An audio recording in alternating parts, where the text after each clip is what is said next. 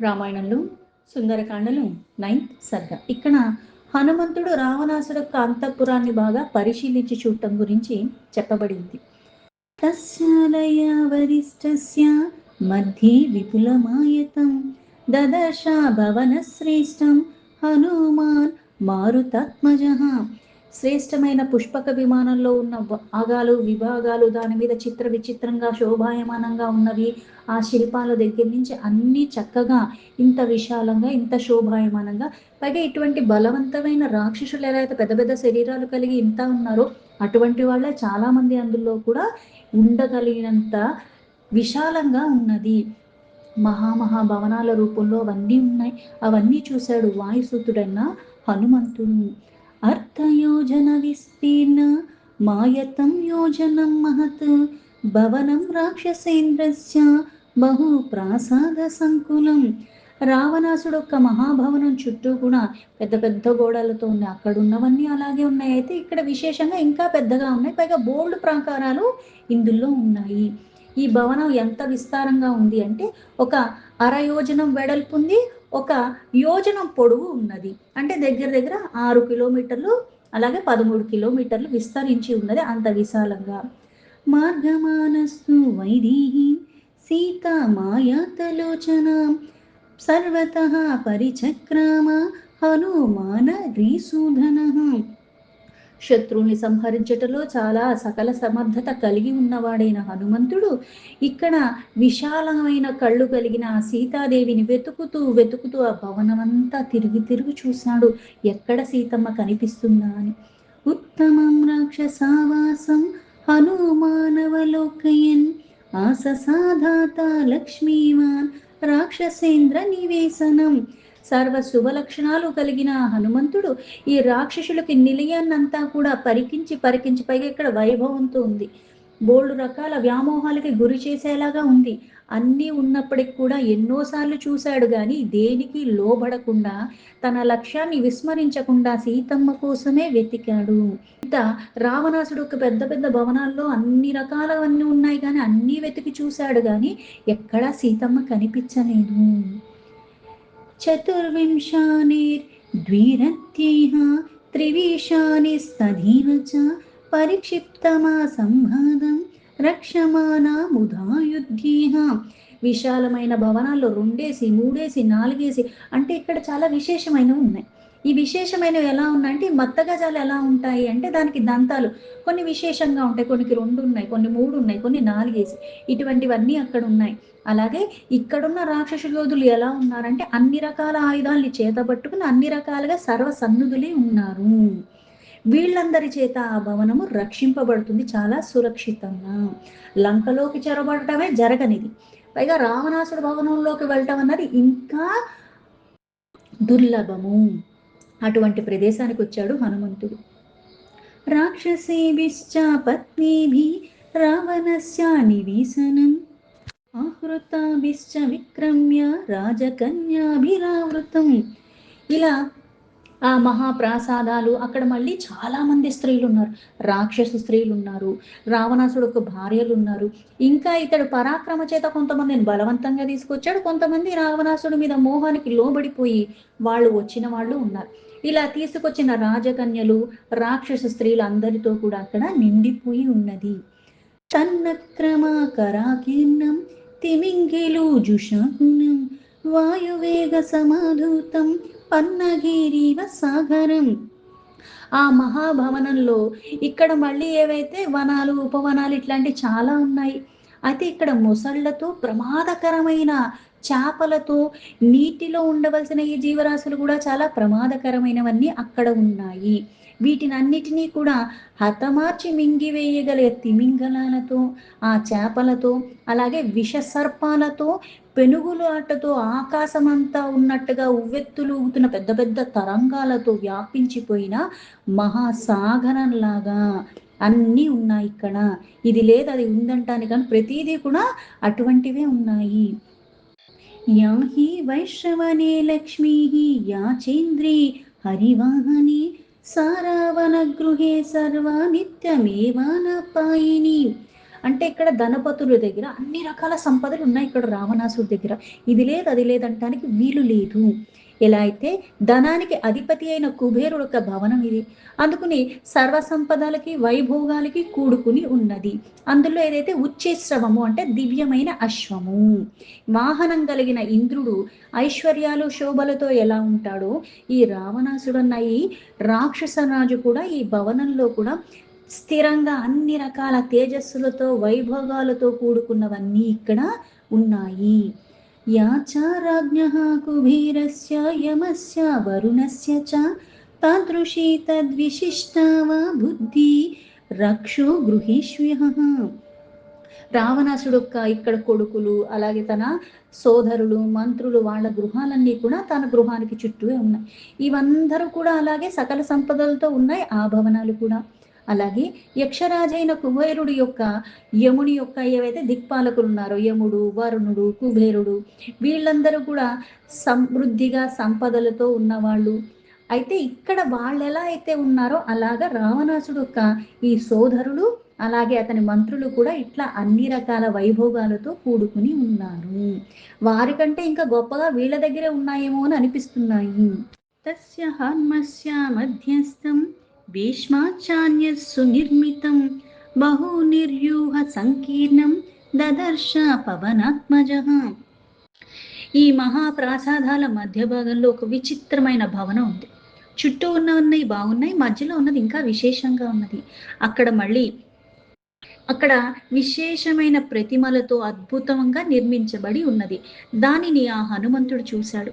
బ్రహ్మణో అర్థే కృతం దివ్యం దివి యద్ విశ్వకర్మణ విమానం పుష్పకం నామ సర్వరత్న విభూషితం. విశ్వకర్మ బ్రహ్మదేవుడి కోసం పుష్పకం అన్న పేరు గల ఒక దివ్యమైన విమానాన్ని అన్ని రకాల విధాలుగా దాంతో అన్ని వైభోగాలతో కూడుకుని అన్ని రకాల రత్నాలతో దివ్యందు స్వయంగా తానే నిర్మించి ఉన్నాడు. పరేణ తపసా లేభి యత్ కుబేరః పితామహత్ కుబేరమోజసా జిత్వా లేభి తద్రాక్షసేశ్వరః. కుబేరుడు తీవ్రమైన తపస్సు చేసి బ్రహ్మదేవుడు యొక్క అనుగ్రహంతో దాన్ని ఆ పుష్పకాన్ని బహుమతిగా బ్రహ్మ దగ్గర నుంచి తను పొందాడు. రావణాసుడు తన బలం చేత కుబేరుణ్ణి జయించి దాన్ని తను స్వాధీన చేసుకున్నాడు, వశం చేసుకున్నాడు. మృగా సమాయుక్తేహ కర్తస్ వరహిరణ్మయ్యేహ సుకృతేరాచితం స్తంభేహ ప్రదీప్తామివచ్చాశ్రియ. ఆ పుష్పకంలో దానికి ఉన్న స్తంభాలు వెండితో అలాగే బంగారంతో చెయ్యబడి ఉన్నవి. ఈ వెండితో బంగారంతో చేసి ఉండి పైగా దానిపైన మళ్ళీ కొన్ని చిత్ర విచిత్రంగా ఎంత చక్కగా చెక్కున్నాయంటే అది నిజమేమో అనిపించేలాగా ఆ మృగాలతో బొమ్మలతో పుష్పాలతో చక్కగా చిత్రింపబడి ఉన్నది. అంతటా కూడా వెలుగులు జిమ్ముతూ అన్ని వైపులా కూడా కాంతిమయంగా ఉన్నది. పైగా అది కన్నులకు విందుగా ఉన్నట్టుగా ఆకారాలన్నీ కూడా చాలా చక్కగా అనిపిస్తూ ఉన్నాయి. మీరు మందర సంకాసేహ ఉల్లికద్ బిరివంభరం కూటాగారే శుభాకారే సర్వత సమలంకృతం. వాటి శిఖరాలు ఇంకా నిజంగా ఆకాశంలో చొచ్చుకుని వెళ్ళిపోతున్నాయేమో అన్నట్టుగా అంత ఉన్నతంగా ఉన్నాయి. మేరుమందర శిఖరాలతో సమానంగా విరాజిల్లుతున్నట్టుగా అంత పెద్దగా ఉన్నాయి. ఇంకా ఆ పుష్పకం అంతటా కూడా ఆ కళ్ళకి కూడా చాలా గుప్తమైనవి ఆ గృహాలతో చాలా చక్కగా కనిపిస్తున్నది. జ్వాలానర్క ప్రతీకాసం సుకృతం విశ్వకర్మణ హేమసోపాన సంయుక్తం చారుప్రవర వేదికం. ఇది విశ్వకర్మ ద్వారా చేయించినది. అయితే ఇది ఎలా ఉందంటే అగ్నిజ్వాలలతో ఉన్నట్టుగా సూర్యుడు యొక్క తేజస్సు ఎలా అయితే అన్ని వైపులా వస్తుంది, ఇటు ఎక్కువ అటు ఎక్కువ కాకుండా అలాగే అన్ని వైపులా కాంతిమయంగా ఉన్నట్టుగా సమానమైన వెలుగులతో ఉన్నది. బంగారు మెట్లతో ఉన్నది. అందులో వేదికలు కూడా చాలా చూడముచ్చటగా ఉన్నాయి. జాల వాతాయనైర్యుక్తం కాంచనే స్ఫటికైరపి ఇంద్రనీల మహానీల మణిప్రవర వేదికం. ఈ పుష్పకం ఒక్క కిటికీలు గాని తలుపులు గాని అక్కడ ఉన్నాయని చూస్తే బంగారంతో స్ఫటికాలతో చేసి ఉన్నాయి. అన్నీ ఉన్నతంగా ఉన్నాయి. ఆ వేదికలు కూడా చాలా చక్కగా ఉన్నాయి. పైగా అక్కడ ఉన్న మణులు కూడా చాలా విశేషమైనవి. అందుకే ఇంద్రనీలమని సింహ అక్కడ సింహల ద్వీపం దగ్గర లభించే చాలా శ్రేష్టమైనవన్నీ కూడా అక్కడ పొదగబడి ఉన్నాయి. నిద్రూమేణ విచిత్రేణ మణిభిశ్చ మహాధనేః నిస్తులాభిశ్చ ముక్తాభిః తలీనాభి విరాజితం. అంటే ఇటువంటిది నేల మీద ఎటువంటివి లేకుండా పైగా నేల మీద ఏవైతే ఉంటాయో అవన్నీ కూడా ఇక్కడ చిత్రీకరించున్నాయి. అందుకే చిత్ర విచిత్రమైన పగడాలతో, అమూల్యమైన మణులతో, ముత్యాలతో ఇక్కడ చాలా అద్భుతంగా అన్నీ కూడా పొదగబడి ఉన్నది. చందనేన చ రక్తేన తపనీయ నిభేన చ సుపుణ్యగంధిన యుక్తం ఆదిత్య తరుణోపమం. సువాసనలతో అంటే అక్కడ పరిమళాలు అన్నవి ఇంకా గుబాళిస్తూ ఉన్నాయి. ఎర్ర చందనము, పైగా ఆహ్లాదకరంగా ఉన్న పుష్పకము బంగారు కాంతులతో విరజిమ్ముతూ ఉన్నది. దాన్ని మధ్యాహ్న సమయంలో ఇంకా సూర్యుడి తేజస్సు వీటి మీద పడితే, అంటే సూర్యుడు మధ్యాహ్నం వేళ ఎంత కాంతిమయంగా ఉంటాడో అంత కాంతిమయంతో దాంతో సమానంగా ఉన్నట్టుగా ఉన్నది. కూటాగారేర్ వరాకారీహ వివిధే సమలంకృతం విమానం పుష్పకం దివ్యం ఆరురోహ మహాకపి. ఎన్నో రకాల మధుర ఆకృతాలతో అక్కడ చెక్కిబడి ఉంది. పైగా గుప్తమైన గృహాలతో ఆ పుష్పక విమానం చాలా చక్కగా అలంకరించబడి ఉన్నది. పైగా అటువంటి దివ్యమైన విమానం ఇంకొకటి లేనే లేదు. అందులోకి వెళ్ళాడు ఆ హనుమంతుడు. తత్రస్తస్సా తథానందం పానభక్ష్యాన్న సంభవం దివ్యం సమ్మూర్ఛితం జిగ్రాత్ రూపవంతమివానిలం. అప్పుడు అక్కడ ఏమున్నాయి అంటే తాగటానికి కానీ తినటానికి కానీ అన్ని రకాల ఆహార పదార్థాలన్నీ, అన్నాలు కానీ ఇవన్నీ కూడా అంటే మైమరిపించేలాగా రుచికి ఇంకా నువ్వు చూసేటప్పటికే నీకు ఇంకా మైమర్చిపోతావు అన్నట్టుగా దివ్యమైన సువాసన భరితంతో అంతా వ్యాపించి ఉన్నట్టుగా, ఆ వాసన చూస్తేనే తినాలనిపించేలాగా, ఆరాటం కలిగేలాగా అక్కడ అంటే ముక్కుకి ఆ వాసన అన్నది ఎంత తీవ్రంగా వస్తుంది అంటే మంచిగా వంటకాల వాసన వస్తూ ఉంటే పక్కింట్లో జరుగుతున్నా ఎక్కడ జరుగుతున్నా ఆహా అది తినాలన్న కోరిక మనకి సాధారణంగా ఎలా అయితే వస్తుందో వాసన బట్టి, ఇక్కడ ఇటువంటి దివ్యమైన గంధాలతో అంతా వ్యాపించి ఉన్నది. అక్కడ మళ్ళీ వాయుసూతుడైన హనుమంతుడికి ఆ వాసన తగలగానే మళ్ళీ ఆకలి, దాహం ఇవన్నీ తెలిసాయి. ఆ పరిమళాల రూపంలో వచ్చిన దానికి హనుమంతుడప్పుడు అందుకు ఇలా నాకు కలుగుతుందని భావించాడు. సగంధస్వం మహాసత్వం బంధుర్బంధ విముక్తమం ఇతయేహిత్యువాచేవ తత్ర యత్ర స రావణః. అంటే కొన్ని ఎలా ఉంటాయి అంటే మనకి చంచలత్వం, వికారాలు ఎక్కువగా ఉన్నప్పుడు ఏమవుతుందంటే ఎవరో తింటూ ఉంటే అప్పుడే తినుంటాం, వాళ్ళు తింటూ ఉంటే మళ్ళీ తినాలనిపిస్తూ ఉంటుంది. అంటే నీ మీద నీకు ఆధీనం లేనప్పుడు ఇలా ప్రతిదానికి మోహాలకి లోబడినట్టుగా చాలా తొందరగా పడిపోతూ ఉంటాం. ఇక్కడ ఎందుకు వచ్చింది ఆ కారణాన్ని కూడా అంత ఎరుకలో ఉన్నాడు కాబట్టి అన్ని గమనించుకుని దేని ప్రలోభానికి లోబడకుండా తన కార్యం మీదే అంతలాగా ఉన్నాడు హనుమంతుడు. అందుకే ఇక్కడ తన ఆప్త బంధువుని పిలిచినట్టుగా, ఒకళ్ళు పిలిస్తే ఎలా అయితే అన్ని రకాలుగా అన్ని సిద్ధపరుస్తూ ఉంటారో అలాగే ఇక్కడ ఈ సువాసన భరితమైన వాయువు దాన్ని ఇంకా వ్యాపింపచేస్తున్నట్టుగా హనుమంతుడిని రా రా ఇది ఆస్వాదించు అని పిలుస్తున్నట్టుగా అనిపిస్తున్నది. తతస్తాం ప్రస్థా తశాలాం దదర్శ మహతీం శుభం రావణస్య మనః కాంతం కాంతామివ వరస్త్రీయం. తర్వాత ముందుకి ఇంకా కొనసాగుతుంటే హనుమంతుడు అక్కడ మళ్ళీ శుభమైన ఆకృతులు కలిగిన విశాలమైనవన్నీ కూడా గదులు కనిపిస్తున్నాయి. అది కాంతిమయంగా ఉంది. పైగా అక్కడ కాంతలతో నిండిపోయి మనోహరంగా సర్వాంగ సుందరి మణులందరూ కూడా అక్కడ మళ్ళీ రావణాసుడికి బాగా ప్రియమైన వాళ్ళందరూ అక్కడ ఉన్నారు.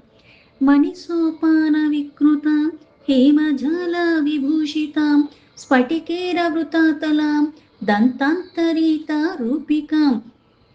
అక్కడ మళ్ళీ అన్ని రకాల సోపానాలతో మణులతో ఉన్నట్టుగా కిటికీలు మళ్ళీ బంగారంతో నిర్మించి ఉన్నవి.